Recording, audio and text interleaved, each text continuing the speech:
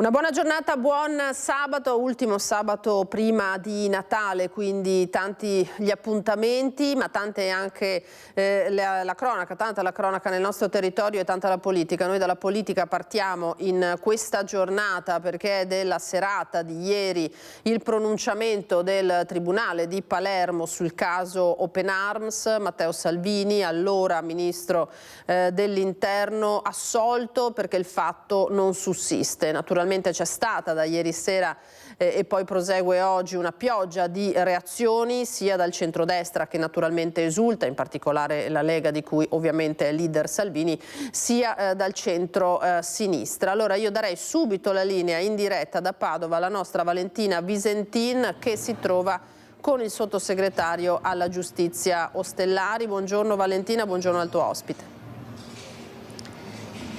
Sì, buongiorno da Padova, buongiorno a tutti i nostri telespettatori. Abbiamo intercettato il sottosegretario alla giustizia, il senatore Andrea Ostellari, appena arrivato da Roma, è pronto a commentare la sentenza che appunto è arrivata ieri sera, che ha assolto con formula piena il ministro Matteo Salvini per il caso Open Arms. Siete soddisfatti? Sì, siamo ovviamente molto soddisfatti, è una sentenza che dà un giudizio inequivocabile, una formula quindi piena. E vince ovviamente Matteo Salvini, vince la Lega, ma soprattutto vincono gli italiani. Era un processo che non doveva iniziare, come ricorderete tutti nasce da un atto sostanzialmente politico, voluto dal centro-sinistra, voluto dal PD, voluto dai 5 Stelle in particolare, e adesso credo che dovrebbero chiedere quantomeno scusa, insomma, non solo a Matteo Salvini ma anche a tutti gli italiani, anche perché insomma si è affrontato un processo lungo parecchi anni che è anche costato parecchio. Dai vertici di Open Arms le prime battute ieri sera dicono aspettiamo le motivazioni per un eventuale ricorso. Questo per carità, possono fare quello che vogliono. Io credo che, ripeto, si doveva partire anche da un dato giuridico molto chiaro, non c'è stata una soluzione parziale o di un 530 secondo comma in termine tecnico, ma qui c'è stata una soluzione piena e leggeremo tutte le motivazioni, le leggeranno anche loro, ma sono convinto insomma che questo giudizio sicuramente non cambierà. Grazie allora al senatore Ostellari, da Padova è tutto, linea allo studio. Grazie Valentina, grazie naturalmente al senatore Ostellari per questo collegamento. Dunque il caso Salvini, l'abbiamo detto, che tiene banco, se n'era discusso parecchio, era l'agosto del 2019, tra l'altro un'estate, lo sappiamo, in cui cade anche il governo, quindi un periodo politico molto particolare che precedeva poi la pandemia, l'emergenza Covid seguita nei primissimi mesi del 2020. Noi abbiamo sentito in queste ore anche la reazione di Riccardo Barbisan, che è vice segretario regionale della Lega, proprio alla luce della sentenza di assoluzione di Salvini. Andiamo a sentirlo. Sì, assolto, anche se comunque il processo è stata una pena anche quella, perché è stato un processo abbastanza lungo, ha visto il ministro doversi recare per tanti giorni, tante volte alle udienze a Palermo, distogliendolo dal suo lavoro e portando anche i mezzi di informazione al dibattito politico ad occuparsi di quello che poi si è verificato essere un nulla di fatto, quindi tanto tempo perso, tanta paura presa, ma noi eravamo sicuri che Matteo Salvini era nel giusto. Diciamo che era probabilmente l'unico politico in Italia che rischiava di andare in galera per aver fatto quello che i cittadini gli avevano chiesto, e quindi noi siamo vicini a lui, anche perché comunque oltre che un politico è un uomo, è un padre, anche lui è una persona che ha vissuto questo processo, ma come tanti altri cittadini, e su questo dovremmo riflettere, sulla lungaggine della magistratura, dei processi che ti tengono in ballo magari per mesi, per anni, e poi solo dopo tanto si scopre che era innocente. Un processo che ha comunque riportato alla ribalta il tema dell'accoglienza dei migranti, che resta un tema centrale per la politica italiana. Resta un tema centrale anche perché questa Europa praticamente nei fatti ci sta dicendo che o ce ne occupiamo noi o in Europa non se ne occupa nessuno per noi. All'epoca di Matteo Salvini, ministro dell'Interno, avevamo meno persone sbarcate, e questo è un buon dato, ma soprattutto meno morti in mare. È stato toccato il record negativo e quindi positivo di persone affogate nel Mediterraneo, e di questo noi veramente ci onoriamo. Oggi naturalmente le nostre redazioni raccoglieranno altri commenti sia da destra che da sinistra su questa assoluzione. Certo è che il centrodestra si è detto soddisfatto anche per la stabilità del governo, che tira dritto dunque nella sua opera. Sia dalla Premier Meloni che dal Vice Premier Tajani sono arrivati messaggi di soddisfazione per questa notizia, che naturalmente solleva l'alleato e anche solleva dalle possibili conseguenze che naturalmente una condanna avrebbe potuto avere. Allora, nell'attesa di collegarci con gli altri colleghi che sono sul territorio in questo sabato, che come vi ho detto è ricco di cronaca ma anche di appuntamenti legati naturalmente al Natale, lo shopping natalizio in corso, poi iniziative legate al Natale anche un po' alternative, andremo poi a Vicenza e ne parleremo. Noi andiamo avanti con la cronaca di queste ultime ore. Ringrazio in regia Mattia Pizzai e Andrea Basso naturalmente per la parte tecnica. Andiamo a Treviso perché il questore Alessandra Simone ha emesso 4 provvedimenti di Daspo nei confronti di altrettanti tifosi del Treviso Basket, responsabili, lo vedete, di aver esposto uno striscione discriminatorio e offensivo. I fatti risalgono al 26 ottobre. All'interno del Palaverde di Villorba si disputava l'incontro tra NutriBullet Treviso Basket e Pallacanestro Trieste. Dalla curva dei biancoverdi, dei trevigiani, veniva esposto uno striscione con la scritta "da 70 anni intrusi", in palese riferimento al 70° anniversario del ritorno all'Italia della città di Trieste, che ricorreva proprio quel sabato. Esposizione dello striscione che avrebbe potuto avere conseguenze ben più gravi, scrivono dalla questura, sull'ordine pubblico, se non fosse stato immediatamente rimosso dalle forze dell'ordine, placando così una possibile reazione violenta degli ultras triestini, che al contrario, in reazione alla provocazione messa in atto nei loro confronti, hanno intonato l'inno nazionale e sventolato il tricolore. Gli accertamenti hanno consentito di individuare autori della condotta 4 tifosi trevigiani. Si tratta di una donna di 37 anni e 3 uomini di 27, 58 e 61 anni, non evidentemente dei ragazzini, tutti residenti in provincia di Treviso. Daspo di 1 anno che impedirà loro di fare accesso a tutti gli incontri di pallacanestro, comprese le amichevoli, e quanto alle partite del Treviso il divieto di accesso si estenderà anche al perimetro del Palaverde. Ora invece andiamo a Pieve del Grappa, rimaniamo nella Marca trevigiana ma siamo ai confini con Bassano, perché c'è stata una maxi operazione antidroga dei carabinieri. Un 26enne del posto deteneva in casa un quantitativo davvero impressionante di stupefacente. Vediamo. 32 kg di hashish, quasi 3 kg di marijuana e 25.500 euro in contanti. Maxi sequestro di droga a Crespano di Pieve del Grappa, dove i carabinieri hanno trovato una vera e propria centrale dello spaccio. Arrestato un 26enne del posto, insospettabile e incensurato. L'uomo è stato fermato durante un normale servizio di controllo preventivo in via Toscana, a 2 passi dal centro di Crespano. Addosso i militari gli hanno trovato un coltello con lama da 25 cm e qualche grammo di marijuana, ma hanno deciso di allargare la perquisizione anche alla sua abitazione. E qui la sorpresa: in casa aveva allestito un laboratorio di stoccaggio e confezionamento dello stupefacente.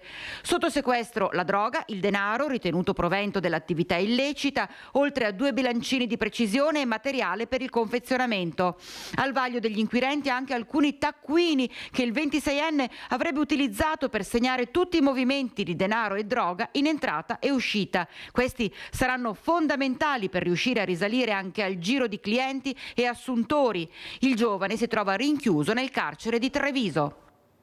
Questo dunque per quanto riguarda i carabinieri. Avete visto davvero l'impressionante quantitativo di droga. Un altro sequestro è stato eseguito invece dalla Guardia di Finanza. Siamo di nuovo nel Bassanese. Sono state sequestrate centinaia di giocattoli e calzature. La Guardia di Finanza del gruppo di Bassano del Grappa ha sequestrato centinaia di giocattoli e calzature in 2 attività commerciali cittadine nell'ambito dei controlli sul territorio per la prevenzione e la repressione dei traffici illeciti. L'operazione ha coinvolto inizialmente un negozio di Bassano dove sono stati sequestrati oltre 100 giocattoli privi di etichette conformi ai requisiti essenziali di sicurezza. L'amministratore della società è stato sanzionato con una multa da 3.000 euro. Sempre i militari del gruppo di Bassano hanno poi sottoposto a controllo una ditta individuale, sempre a Bassano, sequestrando oltre 200 calzature senza etichetta distintiva sulla loro provenienza. Al titolare, in questo caso, la multa comminata è stata di poco superiore ai 1.000 euro.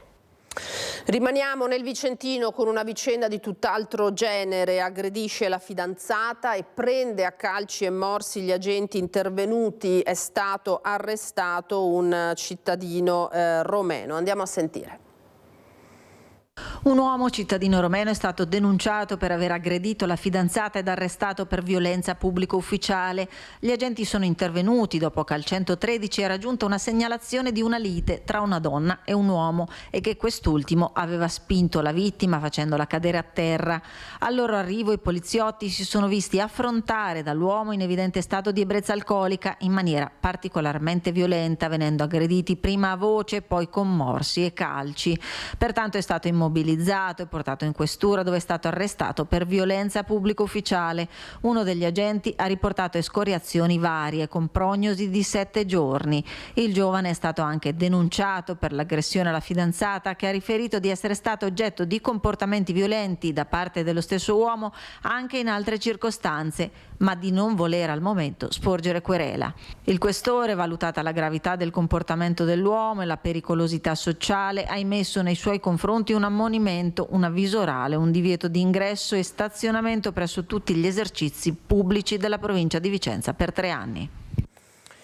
Allora dovremmo essere in grado adesso di andare da Filippo Fois in diretta, perché c'è stata purtroppo, Filippo, ancora una rissa con un accoltellamento davanti alla stazione. Siamo a Mestre, che ha vissuto l'ennesima nottata di violenza. Un uomo di nazionalità nigeriana accoltellato al termine appunto di un diverbio finito a botte tra stranieri proprio appunto di fronte alla stazione ferroviaria. Filippo.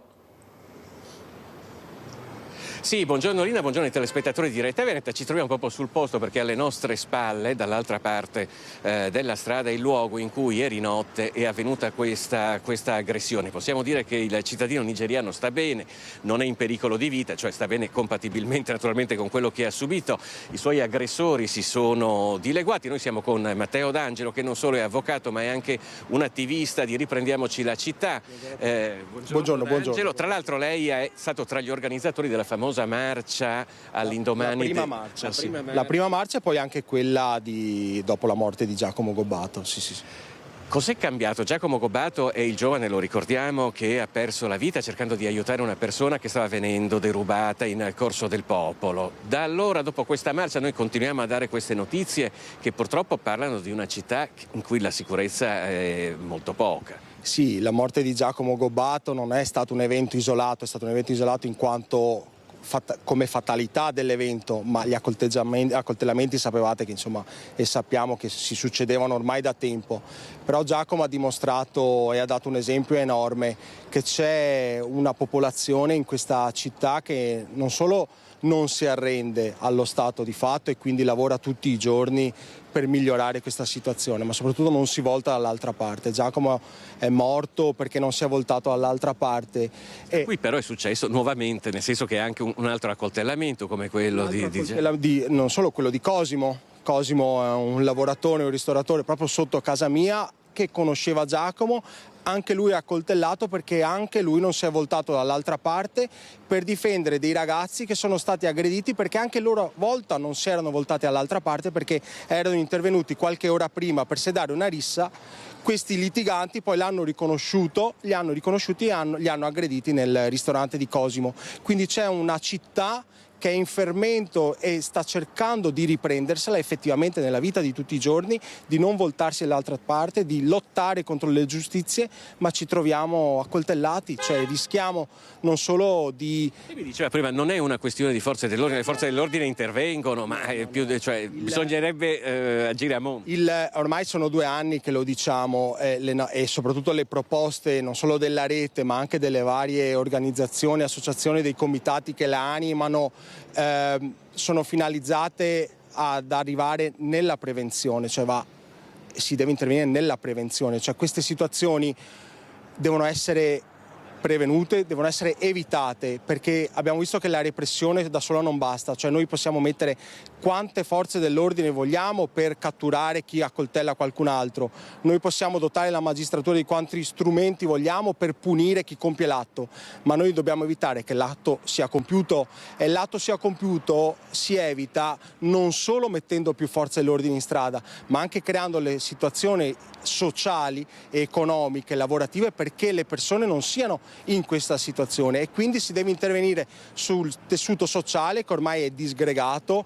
Quello di Mestre in particolare è proiettato sulla cultura monoturistica veneziana, il reddito pro capite è il più basso del nord-est in tutto il comune di Venezia, perché ovviamente ha avuto una fuga Mestre verso le altre città di residenti veneziani sostituiti con nuovi lavoratori disposti a lavorare a redditi bassissimi, e come abbiamo visto anche dei casi di cronaca, a condividere in 15-20 gli appartamenti. Si creano delle situazioni di disagio, di marginalità, a rischio esclusione sociale, che sono delle bombe pronte ad esplodere. Giacomo è morto perché è stato aggredito non da qualcuno che era escluso socialmente, ma da qualcuno che era già ai margini sociali. Noi abbiamo centinaia di situazioni di questo tipo nel nostro comune, in questa zona, e sono come bombe pronte ad esplodere. È vero che il comune ha fatto qualcosa, ha messo in campo delle nuove forze, ma le ha messe 9 anni dopo averle smantellate. Quindi in questa Parliamo di servizi sociali. Parliamo di servizi sociali, di operatori di strada. Noi abbiamo avuto una narrazione dove ci dicevano che era buonismo, che non serviva, abbiamo avuto assistenti sociali non sostituite quando c'erano i pensionamenti, non aiutate con nuovi colleghi, abbiamo avuto più taser, più quad per la polizia locale, e questi sono stati i risultati. Grazie a Matteo D'Angelo. Quindi questa è la lettura di uno dei promotori di queste marce e comunque di questi attivisti che si battono perché la città riconquisti quello spazio di socialità che va perdendo per episodi di cronaca come quello che si è verificato alle nostre spalle. Io ti restituirei la linea. Grazie naturalmente a Filippo Fois, grazie Filippo e grazie al tuo ospite Matteo D'Angelo, grazie a Sandro Ponchio per la parte tecnica, davvero bravi i nostri colleghi, sempre puntuali sul territorio per informarci anche in queste giornate naturalmente di quello che accade, e per l'ennesima rissa lo avete sentito a Mestre. Allora andiamo adesso in diretta invece dall'esterno di Palazzo di Giustizia a Treviso, perché i genitori di Alex Marangon, il giovane di Marcon morto a Vidor questa estate, un caso purtroppo mai chiarito nei suoi contorni fino alla fine, hanno organizzato questo sit-in, Cristian, buongiorno, per sollecitare risposte da parte dell'autorità giudiziaria. A te la linea. La verità, chiedono la verità lì nei genitori di Alex Marangon, e non solo i genitori di Alex Marangon, che questa mattina con amici, conoscenti, sostenitori si sono dati appuntamento qui all'esterno del Palazzo di Giustizia di Treviso. Guardiamoci alle spalle, gli assassini sono liberi tra di noi, e se il prossimo fosse vostro figlio, la giustizia non è uguale per tutti, basta puntare il dito contro Alex. E ancora, 6 mesi, ancora nessuna risposta e nessun indagato, una vergogna. Il silenzio non è una risposta, verità per Alex. Questo il tenore dei cartelli, degli striscioni che sono appunto tenuti in mano da amici, sostenitori e familiari. A organizzare questo sit-in i genitori di Alex, mamma Sabrina Bosser, buongiorno signora Sabrina, buongiorno signor Luca Marangon, papà di Alex.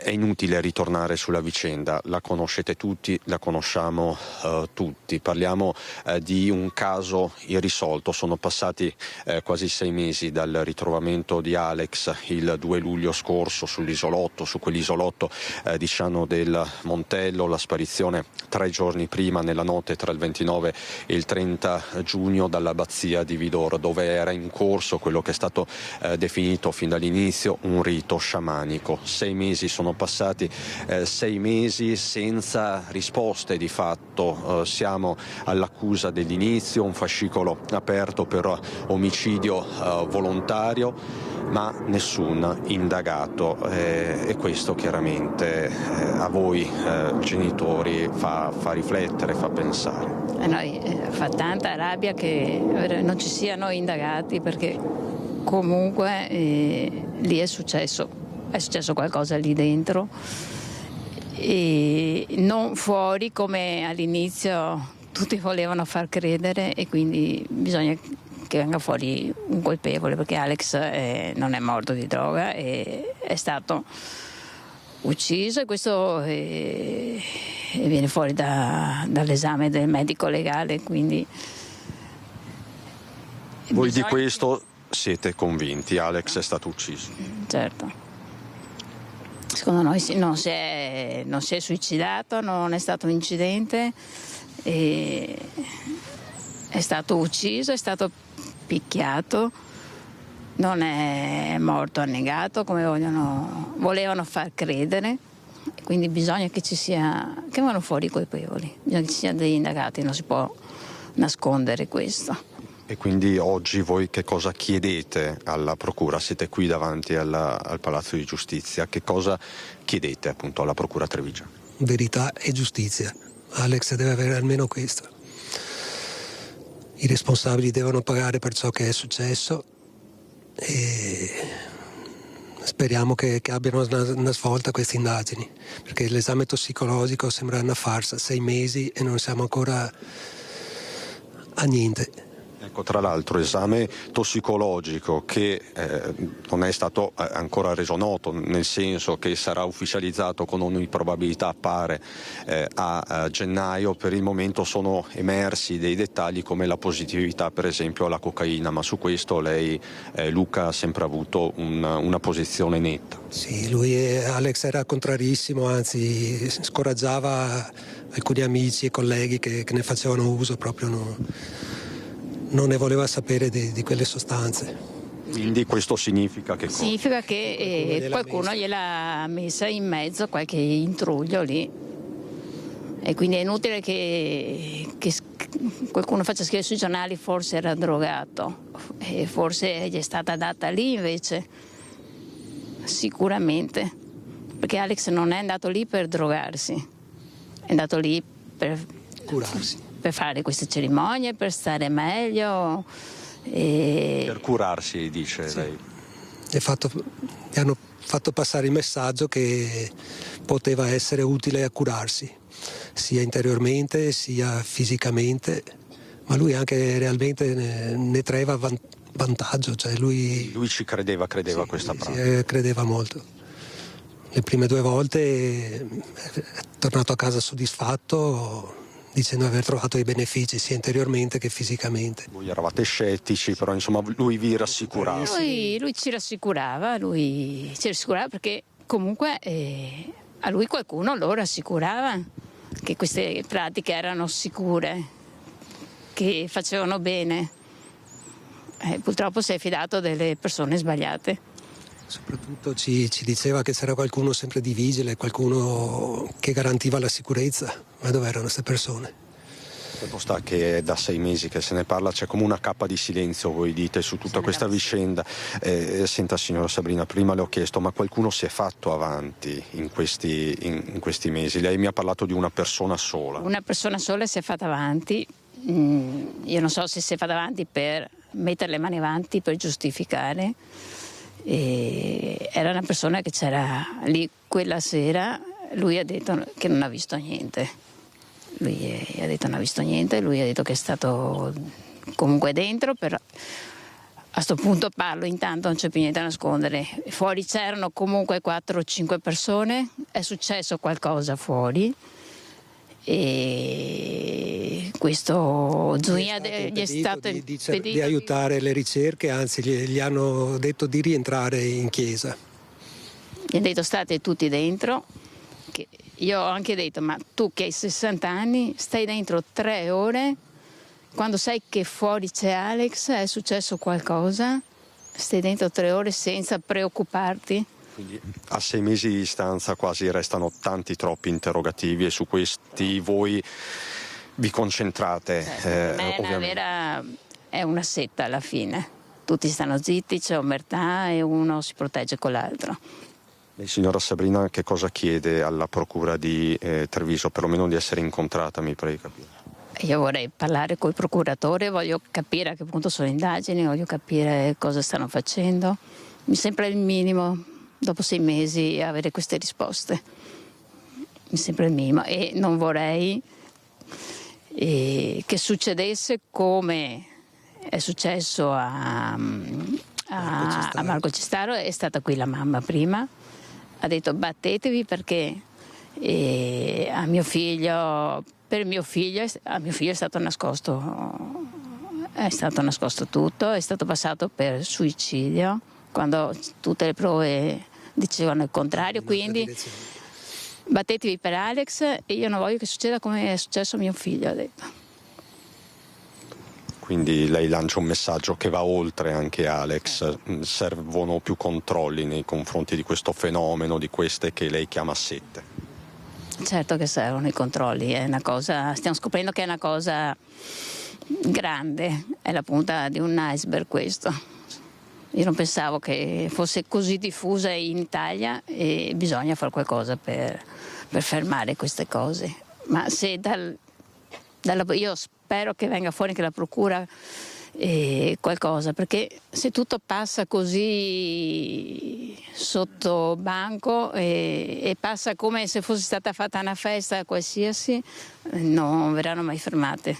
Le faccio una domanda stupida, che Natale sarà questo? No, per me non sarà, guarda, questo sarà il nostro giorno speciale di Natale. Io Natale non lo festeggio perché non abbiamo niente da festeggiare. Il nostro Natale sarà questo giorno, questo sarà il nostro messaggio. Non c'è più Natale. Grazie signora Sabrina, grazie Luca. Alberto, mostriamo ai telespettatori di Rete Veneta, Alina, ancora alcuni cartelli, 6 mesi, ancora nessuna risposta, nessun indagato, una vergogna. A reggere questo cartello è Kevin, cugino di Alex. C'è anche la zia Loredana Alex, una giovane anima bella strappata alla vita. E c'è poi lo zio Federico.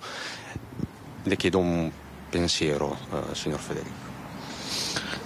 Fra pochi giorni sono 6 mesi che Alex è scomparso, ma soprattutto fra pochi giorni è Natale ed Alex non è qui con noi. Volevo fare un appello nuovamente a chi sa qualcosa, che si metta una mano sulla coscienza, come fa a passare un Natale tranquillo. E chiedo alla procura che pensino, se fosse stato suo figlio, starebbero così tranquilli? Lasciamoci con questo interrogativo e con questa frase di Alex, che ormai conoscete tutti: sarà un viaggio indimenticabile, sarà il viaggio di una vita che non ha mai fine. Da Treviso dal Tribunale con Alberto Pivetta. Lina, ti restituisco la linea, chiaramente tutti gli aggiornamenti nel corso delle edizioni serali del nostro telegiornale. A te. Grazie Cristian, grazie come sempre ai genitori di Alex Marangon. Noi adesso ci fermiamo per qualche istante di pubblicità, torneremo con altre storie purtroppo non a lieto fine, come quella della finta operatrice sanitaria che è stata arrestata, si spacciava per badante e ora ci sono delle indagini in corso.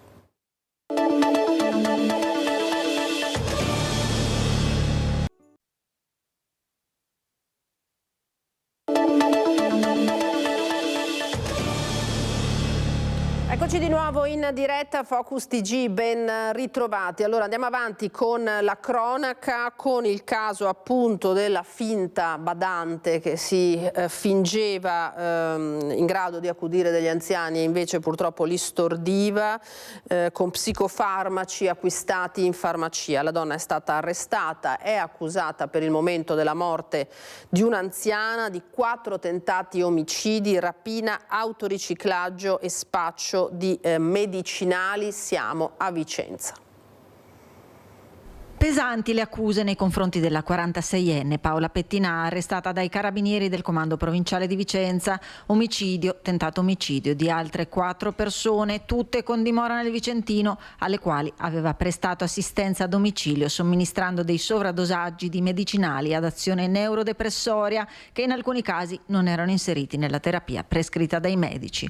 Un passato da commessa, titolare di un negozio, aveva iniziato a spacciarsi per operatrice sociosanitaria offrendosi sui social, ma senza averne titolo. La prima cosa che ci siamo accertati è che l'arrestata millantasse di essere una operatrice sociosanitaria e una infermiera professionale, cose assolutamente non vere, non è iscritta a nessun albo, né tantomeno ha frequentato corsi che la autorizzavano a spacciarsi come tale. Le indagini sono partite nel marzo 2024 dopo la denuncia presentata a Breganze dai familiari di un'anziana deceduta e nello stesso periodo era arrivata una segnalazione del rapido peggioramento dello stato di salute di una coppia di coniugi, tutti assistiti dalla donna. L'attività di indagine è cominciata nel marzo del 2024, allorquando alla stazione Carabinieri di Breganze la figlia di un'anziana signora morta pochi giorni prima ha voluto esporre ai carabinieri del luogo delle circostanze anomale che aveva vissuto quando la madre 81enne era assistita domiciliarmente dall'arrestata. Al vaglio anche la posizione di alcune farmacie che sono state perquisite. Per di più stiamo anche valutando la posizione di alcune farmacie del luogo, poiché la donna è risultata essere una consumatrice accanita di sostanze benzodiazepine, arrivando a consumarne anche un flacone al giorno. E la cosa che ci è risultata anomala è stata la facilità di reperimento di questi farmaci, talvolta anche reperiti senza la prevista e obbligatoria prescrizione medica. In alcuni casi è interessante riferire che alcuni farmaci contenenti benzodiazepine sono stati da lei ceduti ad altre persone ed è per questo che è anche accusata di cessione di sostanze stupefacenti. L'arrestata è anche accusata di rapina aggravata e autoriciclaggio, poiché si sarebbe impossessata degli ori di un'anziana che stava assistendo dopo averla stordita con una massiccia dose di benzodiazepine per poi rivenderli ai compro-oro della zona. Vicenda che ha colpito l'opinione pubblica e che irrompe nel clima delle festività, ha voluto ricordare il comandante provinciale colonnello Giuseppe Moscati, che ha sottolineato come l'indagine sia stata condotta con grande trasporto emotivo, incarnando lo spirito di devozione e servizio a favore dei più deboli. Naturalmente è un caso questo che fa discutere non solo l'opinione pubblica, anche il mondo della politica. Ieri vi avevamo fatto ascoltare il sindaco su questo caso e ora andiamo a sentire invece la consigliera regionale Dem Chiara Luisetto. Finta badante accusata di omicidio di un'anziana di Breganze, 4 tentati omicidi.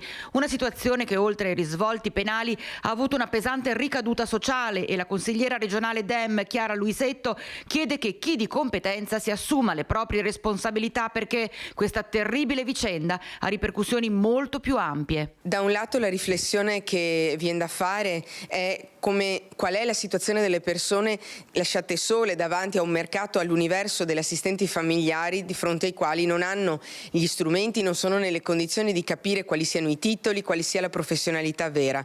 Quindi serve una regolamentazione seria.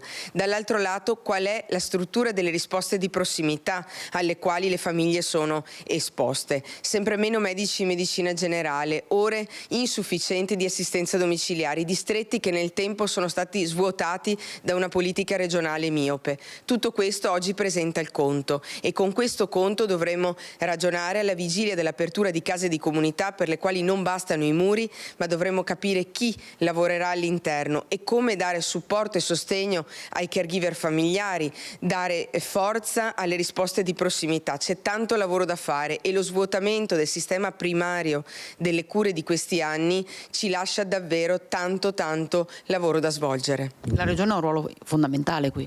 La Regione ha un ruolo importante, ce l'ha avuto in questi anni nel lasciare che un sistema di prossimità venisse svuotato a favore di grandi hub e di ospedali che pure sono un'eccellenza importante, ma non bastano, perché le persone fragili hanno bisogno di risposte vicine e queste sono quelle che mancano. Credo che anche in Regione sia il momento di cambiare passo e di cambiare tipo di politica su cui misurare l'eccellenza.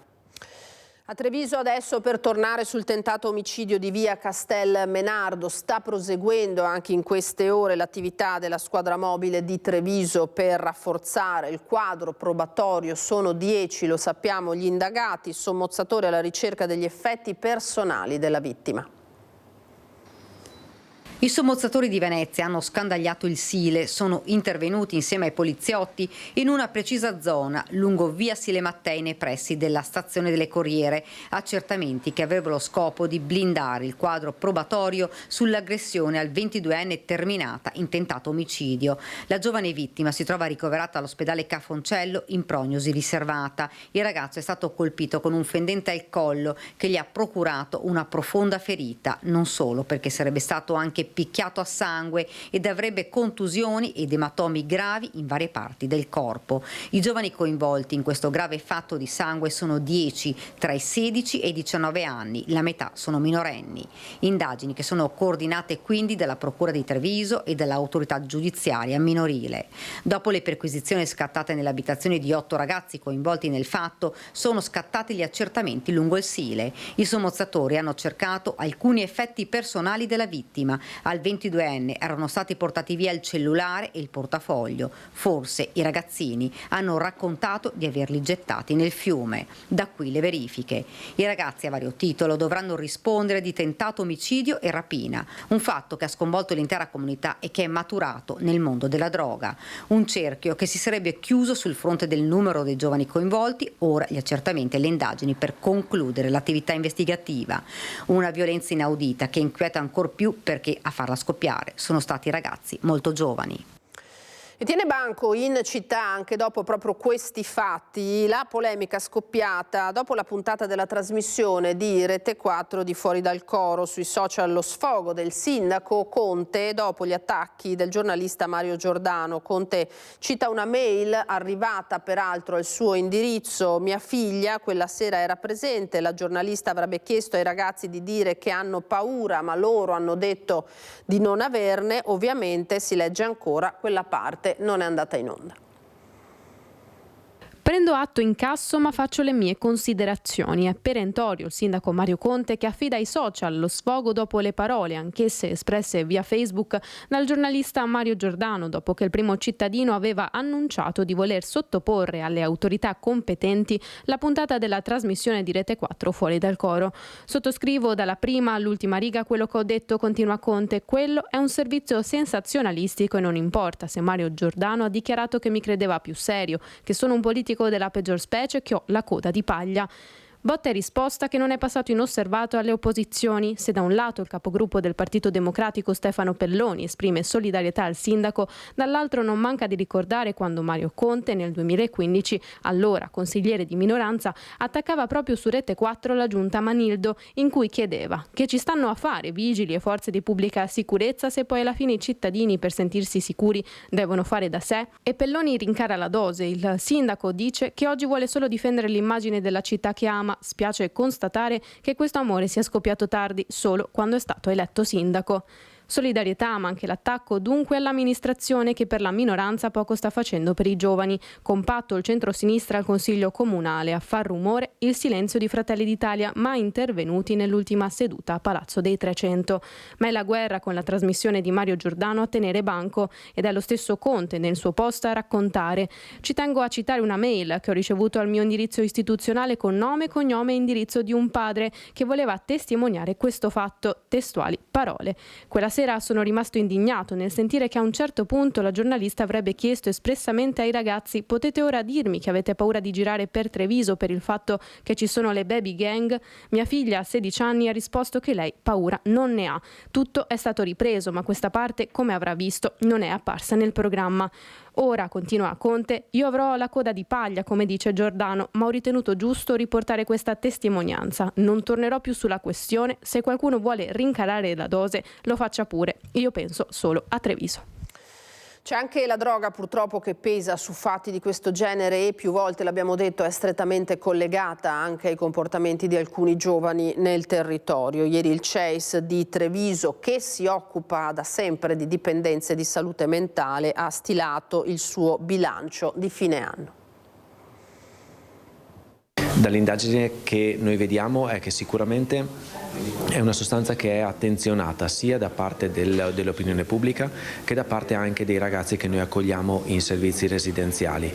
È un argomento che vogliamo tenere monitorato perché vogliamo capire con i numeri alla mano quanto è diffusa, quanto le persone la ricercano come una sorta di risposta dei bisogni disfunzionale che fa del male, ma che loro vivono purtroppo in questo modo. Analgesico, ma anche sostanza dissociativa che permette di affrontare situazioni che altrimenti difficilmente si avrebbe il coraggio di fare. È la chetamina, salita alla ribalta delle cronache in questi giorni dopo i violenti fatti di via Castelmenardo. Da un'indagine interna condotta dal CEIS negli ultimi mesi tra i suoi utenti, il consumo di questa sostanza risulta in aumento. 48 le persone con un'età media di 28 anni prese in esame, l'85% ha consumato chetamina almeno una volta nella vita. Di questi il 41,5% ne ha fatto uso almeno una volta nell'ultimo anno. E ora a preoccupare gli operatori c'è la cosiddetta droga degli zombie, il fentanyl. Come servizi del privato sociale e anche del pubblico stiamo cercando di prepararci nel caso in cui questo diventi un fenomeno rilevante.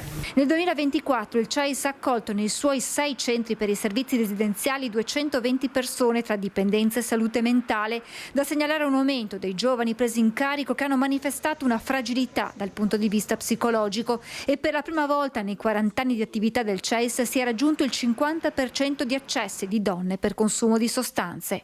In primis tabagismo e alcol e poi anche di conseguenza anche altre tipologie di sostanze. Una domanda di aiuto dunque crescente a cui non sempre si riesce a dare una risposta immediata. Aumentano anche le nostre liste d'attesa perché evidentemente le persone che chiedono aiuto al servizio pubblico poi di fatto sono più di quelle che in questo momento possono essere accolte dal privato. C'è bisogno soprattutto di creare nuovi servizi che siano più pertinenti a quelli che in qualche modo sono i gridi d'aiuto delle famiglie e dei giovani.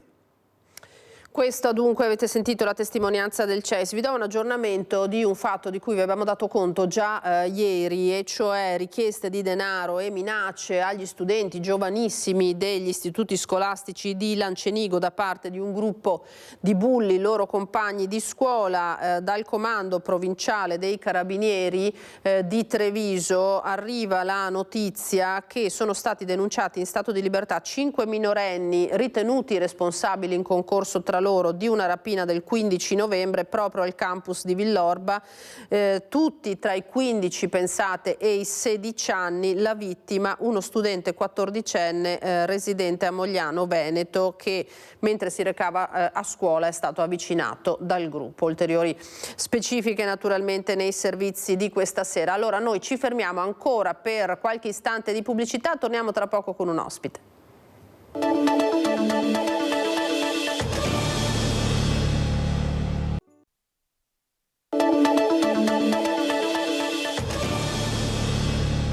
Eccoci di nuovo in diretta, ultimissima parte del nostro Focus TG in questo sabato. Allora subito andiamo a sentire quello che è il punto di questa settimana della CGIA di Mestre. Gli artigiani, che lo sapete, fanno ogni settimana un focus su un determinato tema di economia che riguarda il nostro territorio. Nonostante le difficoltà in cui si trovano molti settori in Veneto, moda, meccanica, automotive, lo stipendio di dicembre, la 13ª, sono salve, dice Paolo Zabeo, coordinatore dell'ufficio studi della CGIA. Nei prossimi 15 giorni poche commesse, quindi scattano le ferie forzate. Andiamo con il supporto della regia a sentire proprio Paolo Zabeo. Nonostante il rallentamento dell'economia veneta stia colpendo in particolar modo il settore della moda, della meccanica e della filiera dell'auto, il pagamento delle 13esime non è a rischio. Detto ciò, per rendere le buste paga ancora più pesanti è necessario far lavorare di più le persone, contrastando il part-time involontario e diffondendo il più possibile la contrattazione sindacale di secondo livello, sia aziendale che territoriale, anziché imporre, come vorrebbe una parte politica, il salario minimo per legge. Questo dunque Paolo Zabeo. Torniamo al Natale subito con il contributo realizzato da Luisa Bertini su Vicenza, una storia natalizia, un albero di Natale, pensate, addobbato coi rifiuti raccolti per strada. Siamo in compagnia con Carlo Pasqualotto che fa parte di un'associazione, i raccoglitori di inciviltà altrui, un'associazione di cui fanno parte anche molti ciclisti, al punto che lui e altri si sono dotati di un'attrezzatura particolare per andare in giro appunto a recuperare dei rifiuti. Buongiorno. Buongiorno a lei, questo è il mio mezzo di lavoro, diciamo. Ecco. Noi abbiamo fatto questo carrettino apposta per la raccolta dei rifiuti con il necessario per poter fare in sicurezza queste operazioni: stivali, secchio, pinze, guanti e i nostri sacchi per poter mettere dentro il tutto, insomma. E lei quest'anno si è anche inventato un'iniziativa particolare proprio volta alla sensibilizzazione, che è quest'albero che vediamo qua. Eh sì, ho voluto fare quest'albero qua particolare per sensibilizzare le persone che non si rendono ancora conto cosa c'è nel nostro territorio. Questi qua sono tutti rifiuti che ho raccolto in 200 metri, poco più di mezz'ora, e ho voluto esporli qua proprio a casa mia per far vedere, far capire alla gente quanto questo problema è molto attuale ultimamente. Voi, ognuno di voi dell'associazione, avete praticamente un territorio delimitato, diciamo che tenete da conto la zona davanti casa vostra, è un po' questo il senso? Sì, adesso secondo dove ci sono i referenti, ognuno ha la sua zona da poter fare queste operazioni, insomma. E poi ci tenete anche molto che il messaggio arrivi ai ragazzi, tanto più che questa è un'iniziativa che è stata portata anche nelle scuole, che viene appoggiata anche dalle amministrazioni. Sì, viene appoggiata dalle amministrazioni comunali. Comunque noi quest'anno siamo stati nelle scuole e abbiamo visto più di 600 bambini in 78 incontri. Noi spieghiamo ai bambini cosa si deve e cosa non si deve fare. Ecco, e questo è il messaggio natalizio che abbiamo raccolto, e da Serego è tutto. Grazie Luisa Bertini naturalmente per questo contributo. Allora subito andiamo in collegamento con il maestro Giorgio Pavan, violino solista. Buongiorno maestro, ben trovato. No. Eccolo grazie, qua. Grazie. Perché tra gli eventi di Natale naturalmente ci sono i concerti immancabili. Allora volevamo che lei ci dicesse qual è l'iniziativa di domani per tutti gli appassionati nella chiesa di a Treviso, dove? A San Vito, giusto? La chiesa di San Vito, esatto, in piazza San Vito a Treviso. Abbiamo pensato di organizzare questo concerto per così fare gli auguri alla cittadinanza attraverso la musica. Eseguiremo con il mio ensemble le 4 stagioni di Antonio Vivaldi e poi ci sarà un fuoriprogramma natalizio con chiaramente delle musiche dedicate al Natale. Mi consenta di dire, dottoressa, solo questo, cioè noi abbiamo scelto la chiesa di San Vito e ringraziamo il parroco del Duomo, Don Mario, e il vescovo di Treviso per avercela concessa, perché è un luogo emblematico, nel senso che siamo nel cuore pulsante del centro storico di Treviso e vorremmo lanciare un messaggio noi come ensemble di pace, visto che è un momento abbastanza delicato per il centro, dove spesso sentiamo, troppo spesso anzi, di momenti così di violenza, e noi invece attraverso la musica vorremmo proprio dedicarla a tutti i cittadini, per comunicare pace e appunto armonia. Certo, e la musica naturalmente è uno strumento straordinario per fare questo. Maestro, ci permetta la domanda un po' da profani: perché Vivaldi a Natale? Allora, perché abbiamo pensato di scegliere un programma che fosse adatto a tutti, e Vivaldi è un compositore straordinario che arriva al cuore di tutti e è ascoltabile da qualsiasi persona, insomma, cioè non è un compositore che richiede una preparazione particolare. Noi volevamo proprio, attraverso Vivaldi e le 4 stagioni, che appunto descrivono, richiamano la natura, volevamo arrivare a tutti i cittadini, piccoli, grandi, ragazzi, eccetera. Infatti io punterò a tenere anche le porte proprio della chiesa aperte, perché la gente che magari è in giro, insomma, per camminare, per fare shopping, possa eventualmente sentire la musica che risuona nella chiesa ed entrare ad ascoltare. Ecco, allora l'accesso è libero, mi pare di capire, per la cittadinanza? Certo, l'accesso è libero, gratuito, e abbiamo deciso proprio che fosse così per consentire a chiunque di accedervi.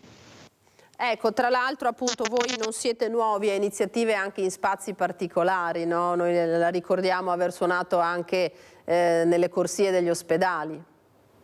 Certo, infatti io sono convintissimo, guardi dottoressa, che la musica sia anche uno strumento di guarigione, ed è per quello che l'ho sempre anche promossa all'interno dell'ospedale, sempre col benestare del direttore generale, che ha una sensibilità particolare proprio per la musica, ed è per questo che sono convinto, portandola in un periodo abbastanza delicato ma allo stesso tempo significativo come il Natale, portandola in centro storico, tra l'altro in un luogo che non è spesso aperto al pubblico, anzi la chiesa di San Vito è difficile da ottenere, ma siamo ben contenti di suonare proprio in centro, perché vogliamo anche guarire un po' questo momento delicato per la città, no? In cui sentiamo a volte di questa violenza che così raggela un po' i cuori. Ecco, noi vogliamo riscaldarli con questa nostra musica.